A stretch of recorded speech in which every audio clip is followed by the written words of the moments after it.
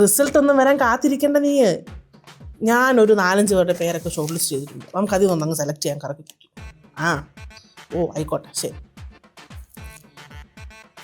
നമുക്കേ ഇനി മുഖ്യമന്ത്രിയെ കുറിച്ചൊന്ന് ചർച്ച ചെയ്താലോ? ഏത് മുഖ്യമന്ത്രി?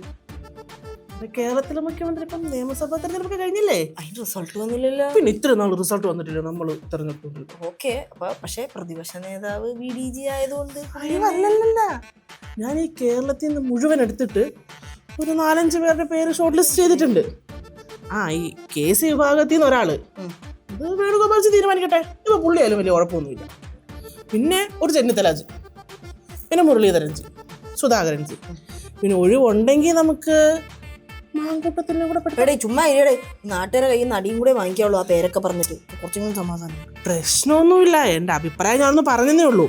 പിന്നെ സതീശൻജി കാട്ടിലായതുകൊണ്ട് ആ സ്ലോട്ട് ഒഴിവാണ് നമുക്ക്. പുള്ളി ഇപ്പഴേ പോയാ? അപ്പൊ ഔദ്യോഗികം ആകുമ്പോ പുള്ളി തോറ്റെന്നുറപ്പിച്ചോ?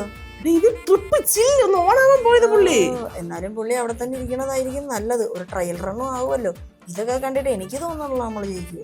അല്ലെങ്കിലും പിന്നെ നമ്മൾ വിജയിച്ചിട്ടാണല്ലോ ഇത്രയും നാള് ഇങ്ങനെ തെരഞ്ഞെടുപ്പൊക്കെ നടത്തിക്കൊണ്ടിരുന്നത്.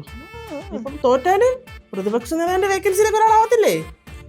ഓ, അങ്ങനൊരു ഗുണമുണ്ടല്ലേ. എന്നാ ഞാൻ ഒരു ഐഡിയ പറയും. നമുക്ക് ഈ ലിസ്റ്റ് എല്ലാം കൂടെ എടുത്ത് കീറി നറുക്കിട്ടെടുക്കാം.